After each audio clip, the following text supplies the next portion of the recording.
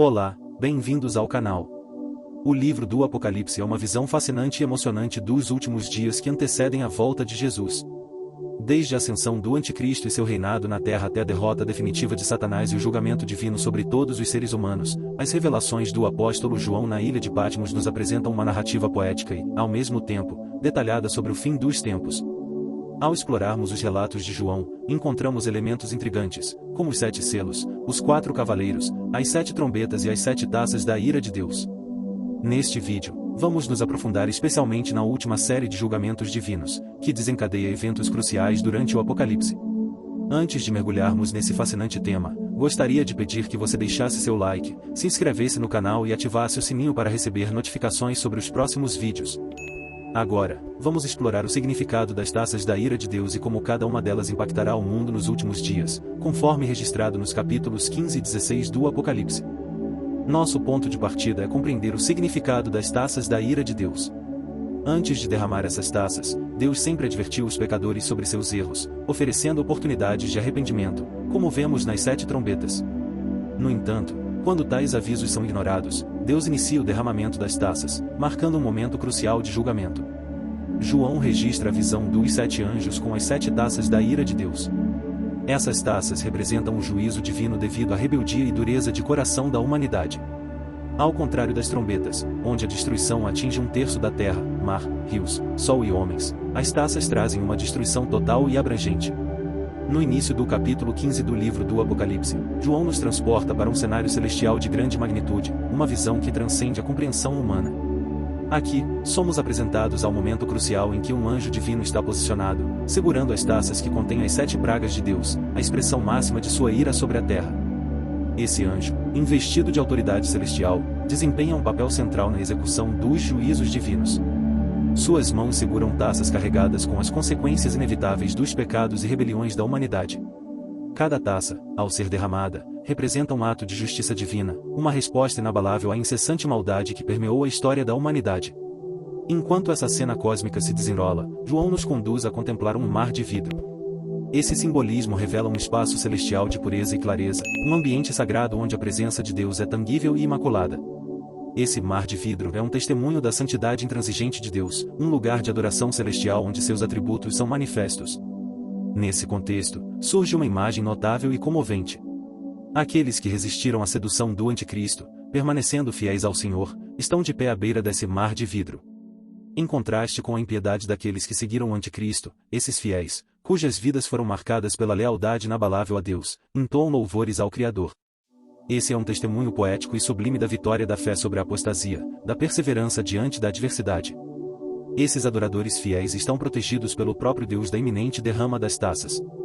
O mar de vidro não apenas representa a pureza e santidade, mas também serve como um refúgio seguro para aqueles que mantiveram sua fidelidade a Deus. Este é um lembrete poderoso de que, mesmo no meio do caos e da ira divina, a providência divina é estendida àqueles que escolheram permanecer intocados pela corrupção do mundo. Esses louvores entoados à beira do mar de vidro são uma resposta natural à fidelidade divina. Aqueles que se mantiveram inabaláveis diante das pressões e tentações do Anticristo agora encontram consolo e segurança nesse local celestial, adorando o Criador em uma sinfonia de gratidão e reverência. Em essência, essa visão sublime destaca não apenas a separação entre os fiéis e os ímpios, mas também enfatiza a promessa de proteção divina para aqueles que permaneceram firmes na fé. Este é um interlúdio celestial antes da manifestação plena da ira de Deus, um momento de respiro onde os justos encontram refúgio, preparando-se espiritualmente para os eventos que se desdobrarão na sequência das taças. Assim, o mar de vidro se torna não apenas um símbolo de pureza celestial, mas também um lembrete tangível da fidelidade de Deus para com seu povo. Esse é um convite para todos nós, nos dias atuais, a nos mantermos inabaláveis em nossa devoção, sabendo que, mesmo diante das adversidades mais intensas, há um refúgio seguro nas mãos do Criador. A descrição desses fiéis como vencedores sobre a besta e sua imagem ressoa com uma narrativa de triunfo espiritual que ecoa ao longo da história bíblica. Essa vitória não é apenas sobre uma figura simbólica, mas sobre as forças do mal e a sedução do Anticristo que tentaram desviar esses seguidores do caminho da verdade. Ao se proclamarem vencedores, esses fiéis revelam não apenas uma resistência externa às influências do Anticristo, mas uma vitória interna sobre as tentações e desafios que foram habilmente orquestrados para minar a sua fé. Essa vitória é mais do que uma conquista momentânea, é a culminação de uma jornada de perseverança espiritual, de permanecer inabalável mesmo nas situações mais adversas. O ato de adorar a Deus com um cântico de Moisés e do Cordeiro traz consigo uma profundidade de significado que nos transporta diretamente para os eventos narrados no livro de Êxodo. Esse cântico, que ecoa o louvor entoado pelos israelitas à beira do Mar Vermelho, é um testemunho da fidelidade constante de Deus em libertar seu povo da escravidão. Ao se referir ao relato do Êxodo, João destaca um dos momentos mais emblemáticos da história do povo de Israel, a travessia miraculosa do Mar Vermelho. Esse evento não apenas simboliza a libertação física do jugo egípcio, mas também representa uma libertação espiritual de todas as formas de opressão. O Mar Vermelho, que parecia ser uma barreira intransponível, foi milagrosamente aberto, proporcionando uma rota segura para os israelitas escaparem da perseguição do faraó. Da mesma forma, esses fiéis, ao serem descritos como vencedores, experimentaram uma libertação não apenas das garras do anticristo, mas também das correntes do pecado e da opressão deste mundo caído. O cântico de Moisés e do Cordeiro, entoado por esses vitoriosos, é uma expressão de gratidão profunda pela intervenção divina. Moisés liderou os israelitas na celebração do livramento, reconhecendo a mão poderosa de Deus em sua jornada. Da mesma forma, ao entoarem esse cântico, os fiéis expressam reconhecimento pela obra redentora do Cordeiro, que é Cristo, o Salvador. A dualidade no cântico, mencionando tanto Moisés quanto o Cordeiro, conecta as duas narrativas de libertação. Moisés foi o condutor físico do povo de Israel, enquanto o Cordeiro é o guia espiritual, aquele que oferece redenção e salvação. O cântico é uma harmonia entre a libertação física do Egito e a libertação espiritual através do sacrifício redentor de Jesus Cristo. Ao proclamarem que são vencedores sobre a besta e sua imagem, esses fiéis não apenas celebram sua própria vitória, mas também testemunham a fidelidade constante de Deus ao longo da história da redenção. O cântico é, portanto, uma melodia de triunfo que ressoa não apenas nos corações daqueles que o entoam, mas reverbera através das eras como um testemunho eterno da graça divina e do poder redentor de Deus. O cântico proclama a grandiosidade e maravilha das obras do Senhor, enfatizando a santidade e justiça de seus caminhos.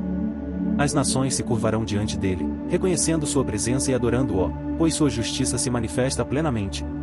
Esse cântico é essencial para compreendermos a razão por trás do juízo que se desenrolará. O desdobramento da sequência das taças, conforme registrado no Apocalipse, é uma narrativa impactante que nos leva a contemplar a magnitude do juízo divino. Cada taça, ao ser derramada, traz consigo uma intensificação da ira de Deus sobre a terra, revelando a seriedade dos atos pecaminosos da humanidade e a necessidade de uma resposta divina. A primeira taça é um golpe direto naqueles que decidiram seguir o caminho da rebelião, aqueles que receberam a marca da besta e renderam adoração à sua imagem. Essas feridas malignas e dolorosas são mais do que meros eventos físicos, representam o resultado tangível da escolha humana de se afastar da verdadeira adoração a Deus. A marca da besta, símbolo da lealdade ao anticristo, agora se torna uma fonte de aflição insuportável, uma manifestação do juízo divino sobre a apostasia. A segunda taça, ao transformar o mar em sangue e extinguir toda a vida marinha, nos apresenta uma cena de desolação ecológica. Diferentemente das trombetas, onde apenas um terço do mar foi afetado, agora testemunhamos a totalidade da destruição. Essa mudança dramática destaca a gravidade do momento e a intensidade do juízo divino. O mar, símbolo de vastidão e vida, é transformado em um cenário de morte e desolação. O contraste com as trombetas enfatiza a progressão dos eventos apocalípticos. Antes, houve advertências parciais, uma chamada à reflexão e arrependimento. Agora, com as taças, testemunhamos a plenitude da ira divina, um juízo incontestável que atinge todas as áreas da criação afetada pelo pecado. A extinção completa da vida marinha é um eco do dilúvio no tempo de Noé, quando a criação experimentou a reação de Deus diante da corrupção desenfreada. Esse ciclo de juízo serve como um lembrete solene da seriedade das escolhas humanas e das consequências inevitáveis da rebelião contra Deus. Enquanto as trombetas foram um toque de despertar, as taças representam a resposta final de Deus diante da persistência no pecado e na rejeição da redenção oferecida por meio de Jesus Cristo. Cada taça, ao ser derramada, ressoa como um eco do apelo divino por arrependimento, um último esforço para que a humanidade se volte para o caminho da retidão. No entanto, aqueles que persistem na idolatria, na rebelião e na negação da verdade serão confrontados com as consequências incontestáveis de suas escolhas.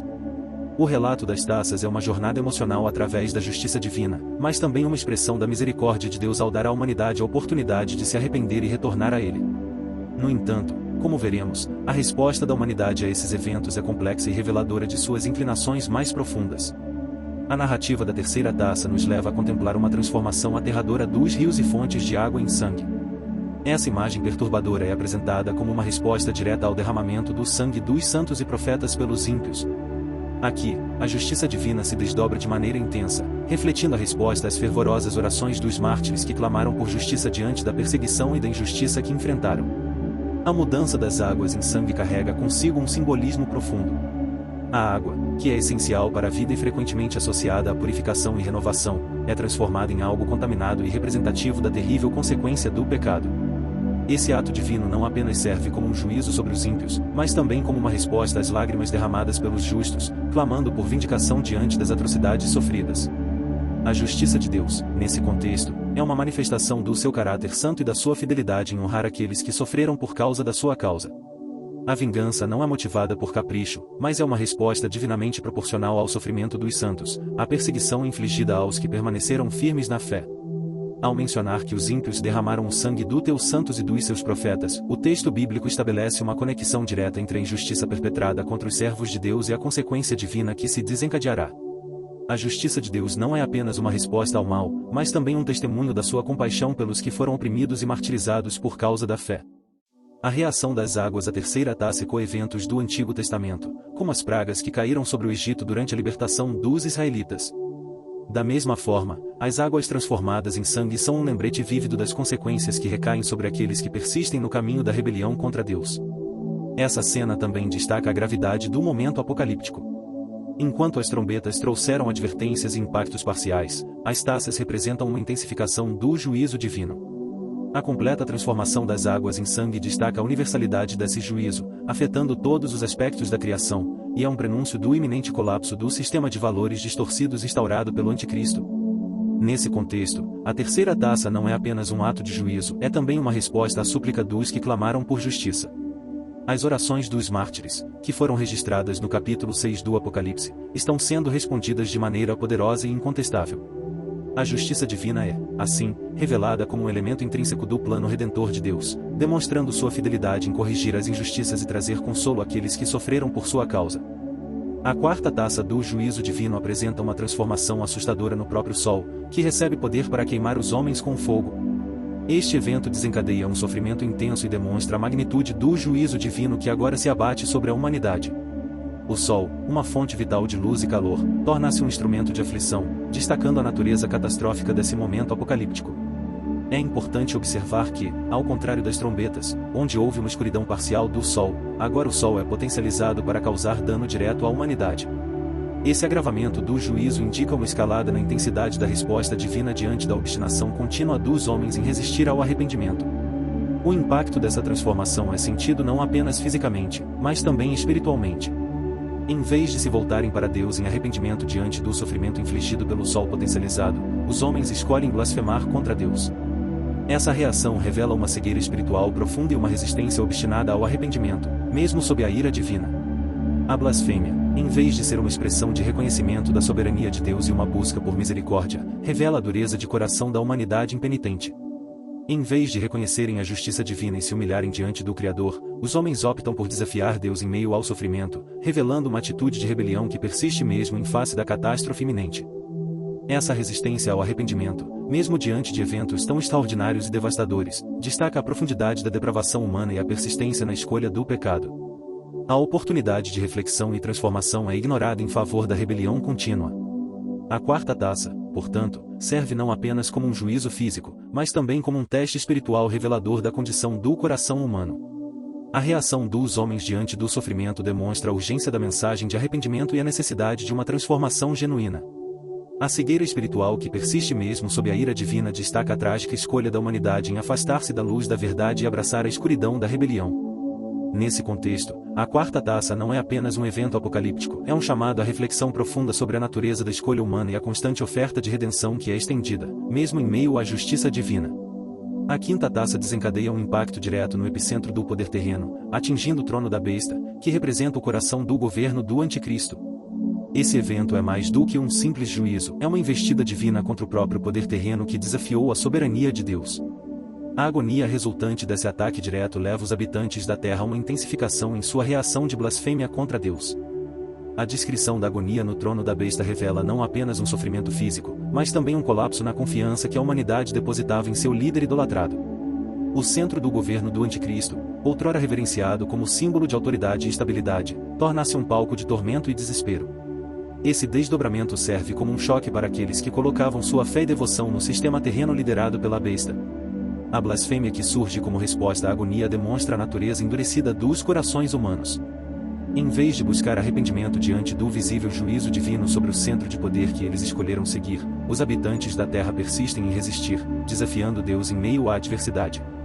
Essa recusa em se arrepender das obras malignas é um testemunho da teimosia e da rebelião arraigadas no coração humano. A queda simbólica do trono da besta não é apenas uma derrota militar ou política, mas uma declaração sobre a falsa confiança e lealdade depositadas em sistemas terrenos que se opõem ao governo divino. O colapso desse símbolo de autoridade terrena destaca a efemeridade dos reinos humanos em contraste com a eternidade do governo divino. Esse evento apocalíptico é um divisor de águas, marcando o ponto em que a confiança cega na besta e em seu governo chega a um fim abrupto. A agonia no trono da besta não apenas desencadeia uma resposta imediata de blasfêmia, mas também lança uma sombra de dúvida sobre a validade e a suposta invulnerabilidade do líder que havia seduzido muitos. Neste momento crítico, a humanidade se vê confrontada com a fragilidade de suas escolhas e a futilidade de suas lealdades terrenas. O trono que antes simbolizava domínio e poder agora se torna um símbolo de desespero e derrota. O juízo divino sobre o trono da besta serve como um lembrete solene da transitoriedade dos reinos humanos e da inevitabilidade do triunfo final do reino de Deus. A narrativa da sexta taça mergulha na descrição detalhada de um evento de proporções cósmicas e significado transcendental, o Armagedon. Este é um ponto culminante na série de juízos divinos, uma batalha épica que servirá como teatro final da confrontação entre as forças do mal e a intervenção divina. A cena começa com o rio Eufrates secando, um evento de grande magnitude simbólica e geográfica. Na antiguidade, o Eufrates era um dos principais rios que demarcavam a fronteira do mundo conhecido. Sua secagem simboliza a remoção de uma barreira, preparando o caminho para eventos de importância global. Esse fenômeno é uma manifestação do poder divino, sinalizando o início de eventos que desencadearão a batalha do Armagedon. Nesse contexto, espíritos imundos, descritos como semelhantes a rãs, emergem da boca do dragão, da besta e do falso profeta. Esses espíritos desempenham um papel crucial ao incitar os governantes do mundo a se reunirem para a batalha do grande dia do Deus Todo-Poderoso. A imagem de rãs simboliza impureza e astúcia, indicando que esses espíritos estão envolvidos em enganos e manipulações para levar as nações à guerra. A convocação das forças malignas para o Armagedon tem um objetivo claro: destruir o povo de Deus e impedir a volta de Cristo. Essa guerra é o último esforço desesperado das forças do mal para desafiar o plano divino. O anticristo, a besta, e o falso profeta, representando os poderes terrenos e espirituais do mal, buscam uma última investida para manter o controle sobre a terra e evitar seu inevitável destino sob o governo divino. A escolha do local, Armagedon, é significativa.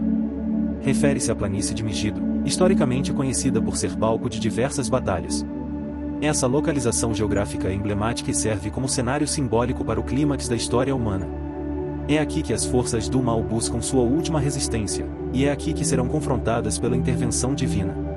Essa visão apocalíptica do Armagedon é um lembrete solene da tensão entre as forças espirituais que buscam a destruição e o Deus Todo-Poderoso que trará a redenção. A batalha do Armagedon será o palco grandioso onde a justiça divina prevalecerá sobre as forças malignas que buscaram desafiar o governo de Deus ao longo da história. Essa narrativa, permeada de simbolismo e profecia, ressalta a inevitabilidade da vitória divina e a queda final das forças contrárias ao plano eterno de Deus.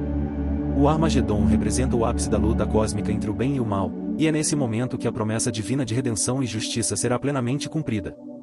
A sétima taça emerge como o clímax culminante do juízo final, um momento de transcendental importância que ecoa a grandiosidade e a magnitude do evento apocalíptico. Quando essa taça é derramada, uma voz ressoa do trono, pronunciando as palavras impactantes: "Está feito". Essa declaração não é apenas uma afirmação de conclusão, mas uma proclamação que ecoa através dos corredores da eternidade, marcando o cumprimento pleno e incontestável dos desígnios divinos. A reação cósmica a essa declaração é imediata e avassaladora. Relâmpagos rasgam os céus, trovões ressoam como uma sinfonia divina, e a terra é sacudida por terremotos de uma magnitude nunca antes testemunhada. Esses fenômenos naturais, embora desencadeados pelo poder divino, transcendem as leis conhecidas da natureza, indicando que o juízo de Deus está além da compreensão humana e desafia qualquer explicação científica. Uma das manifestações mais impressionantes dessa convulsão cósmica é a chuva de pedras de granizo. Essas pedras, não apenas pela sua natureza destrutiva, mas também por sua origem celestial, simbolizam a ira divina desencadeada sobre a terra. Cada pedra, pesando cerca de 35 quilos, representa o peso do juízo divino, caindo implacavelmente sobre aqueles que resistiram à soberania de Deus. A divisão da grande cidade em 3 partes é simbólica e sugere não apenas a desintegração física, mas também a dissolução das estruturas terrenas que outrora foram consideradas inabaláveis. Esse evento é mais do que uma mera destruição, é uma redefinição fundamental da ordem estabelecida pelos homens. As nações e cidades, orgulhosas de sua autonomia e poder, são arruinadas, revelando a fragilidade das realizações humanas diante do poder divino. A aniquilação de ilhas e montanhas, símbolos de estabilidade e majestade, enfatiza ainda mais a escala inigualável desse juízo final. Nada escapa à sua abrangência avassaladora. Cada recanto da terra é tocado pelo impacto dessa 7ª taça, e a magnitude da destruição é um testemunho eloquente da incontestável soberania de Deus sobre toda a criação. Ao desdobrar-se esse quadro apocalíptico, é possível perceber que a 7ª taça não é apenas um evento isolado, mas o desfecho inevitável de um plano divino que se desenrola desde os primórdios da história. Cada taça derramada, cada trombeta tocada, e cada selo aberto foram passos predestinados em direção a este momento, onde a voz do trono ressoa com autoridade e a consumação dos propósitos divinos é alcançada. A 7ª taça é o selo final, marcando o término do juízo e o início de uma nova era sob a soberania inquestionável de Deus. A justiça de Deus, revelada nas taças, é apresentada como um elemento central. Cada taça é derramada como uma resposta divina à rebelião, à maldade e à rejeição persistente de sua soberania. Isso ressalta a natureza equitativa do juízo divino, onde cada ação humana encontra sua correspondência nas consequências estabelecidas por Deus. O padrão recorrente nas taças aponta para a resistência humana ao arrependimento, mesmo diante da manifestação evidente da ira divina. Os homens, ao invés de se voltarem para Deus em arrependimento, escolhem blasfemar e endurecer seus corações. Esse cenário ressalta a importância do arrependimento como um caminho para evitar o juízo futuro e experimentar a misericórdia divina. A sequência das taças não é apenas uma série de eventos catastróficos, é uma demonstração vívida da soberania de Deus sobre a história. Cada taça é derramada conforme o desígnio divino, cumprindo seus propósitos soberanos. Isso desafia a visão limitada do tempo e da história, lembrando-nos de que Deus está no controle mesmo quando os eventos parecem estar fora de controle.